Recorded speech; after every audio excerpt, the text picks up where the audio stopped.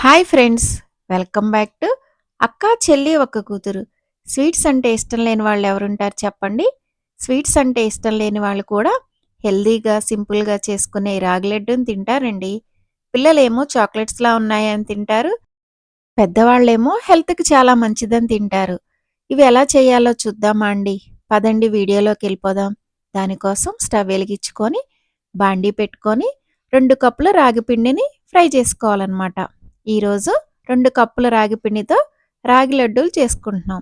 రాగి పిండిని స్టవ్‌ని లో ఫ్లేమ్‌లో ఉంచుకొని ఫ్రై చేసుకోవాలి. రాగి పిండితో పాటు ఒక స్పూన్ నెయ్యి కూడా వేసుకొని, రాగి పిండి, నెయ్యి మంచిగా కలిసేలా కలుపుకొని చక్కగా రాగి పిండిని ఫ్రై చేసుకోవాలి.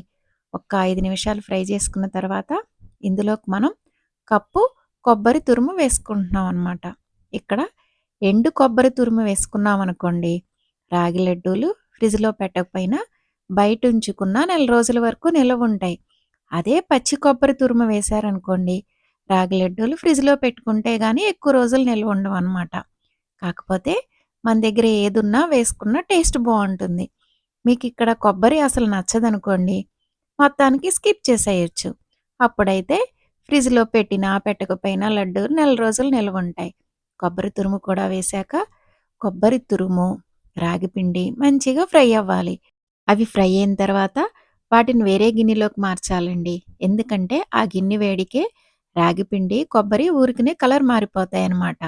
రాగి పిండి నల్లగా అయినా, ఫ్రై చేసుకునేటప్పుడు ఏమాత్రం మాడినా రాగి లడ్డు టేస్ట్ అంతా మారిపోతుందండి. అందుకే రాగి పిండిని ఫ్రై చేసుకునేటప్పుడు జాగ్రత్తగా ఫ్రై చేసుకోవాలి. ఎందుకంటే ఆల్రెడీ అది బ్రౌన్ కలర్‌లో ఉంటుంది కదండీ!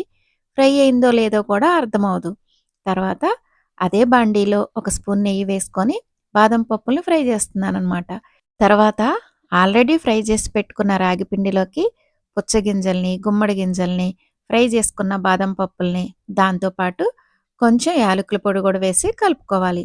ఇక్కడ ఇవే డ్రై ఫ్రూట్స్ వేసుకోవాలని ఏమీ లేదండి. మన దగ్గర ఏముంటే అవి వేసుకోవచ్చనమాట. ఇక్కడ బాదం పప్పులు ఫ్రై చేసుకునేటప్పుడు జీడిపప్పులుంటే వాటిని కూడా ఫ్రై చేసి వేసుకున్న టేస్ట్ బావుంటుంది. ఇప్పుడు ఇంకో స్పూన్ నెయ్యి వేసాం కదండీ! ఆ నెయ్యి కూడా ఇప్పుడు మనం వేసిన డ్రై ఫ్రూట్స్ కూడా రాగి పిండంతా కలిసేలా కలుపుకొని పక్కన పెట్టుకోవాలి. మళ్ళీ స్టవ్ వెలిగించుకొని బాండీ పెట్టుకొని అందులో కప్పు బెల్లం తురుము, దాంతో పాటు కొంచెం నీళ్లు పోసుకోవాలి.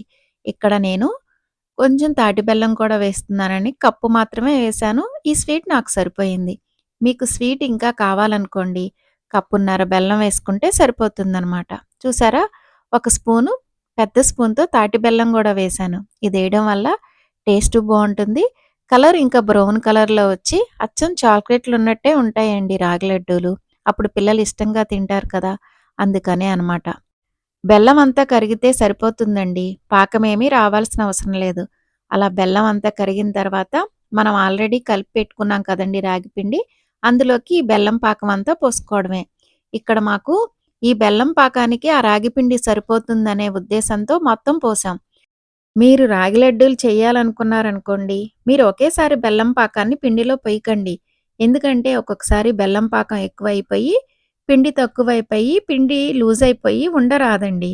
అందుకని కొంచెం కొంచెం బెల్లం పాకం పోసుకుంటూ పిండి కలుపుకొని ఉండలు జేసుకోవాలండి.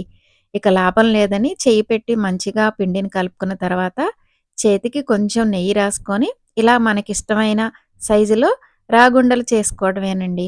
మనకెన్ని కావాలంటే అన్ని ఉండలు చేసుకోవడమే. అంతే రాగి ఉండలు రెడీ అయిపోతాయి. ఈ రాగి లడ్డూ చేసేటప్పుడు మీకు పిండి కొంచెం తడిగా ఉన్నట్టు అనిపిస్తుంది కదండీ! ఇప్పుడు ఇలాగే అనిపిచ్చినా ఒక గంట తర్వాత పిండంతా ఆరిపోయి పొడి పొడిగా అవుతుందండి. ఇప్పుడే పిండిని మరీ గట్టిగా పొడి పొడిగా కలుపుకుంటే పిండి కొంచెం సేపయిన తర్వాత, చల్లారిపోయిన తర్వాత పిండి పొడి పొడిగా ఉండి రాగి లడ్డు అంత టేస్ట్‌గా ఉండదండి. నేను చెప్పిన పాయింట్ మీకర్థమైందనే అనుకుంటున్నానండి. మనం తినేటప్పుడు ఈ మధ్యలో మనం వేసుకున్నాం కదండీ డ్రై ఫ్రూట్స్, అయి పంటికి తగిలి సూపర్‌గా ఉంటుందనమాట ఈ రాగి లడ్డు. చూడ్డానికి అచ్చం చాక్లెట్స్‌లా ఉన్నాయి కదండీ! ఇవి చేసిన వెంటనే రాగి లడ్డూలు.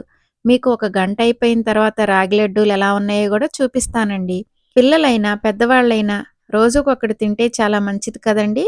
ఒకసారి ఇలాగా ట్రై చేసి పిల్లలకి పెట్టండి. వాళ్ళు చాలా ఇష్టంగా తింటారు. హెల్త్‌కి కూడా చాలా మంచిది కదండీ! అచ్చం చాక్లెట్స్‌లా ఉన్నాయని ఇంకా ఇష్టంగా తింటారనమాట. చేయడం గూడా చాలా సింపుల్ కదండీ! కష్టపడే పని లేదు. పాకం పట్టే పని లేదు.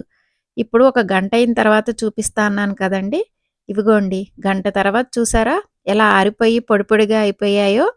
ఇవి కొంచెం గట్టి పడతాయన్నమాట గంట తర్వాత.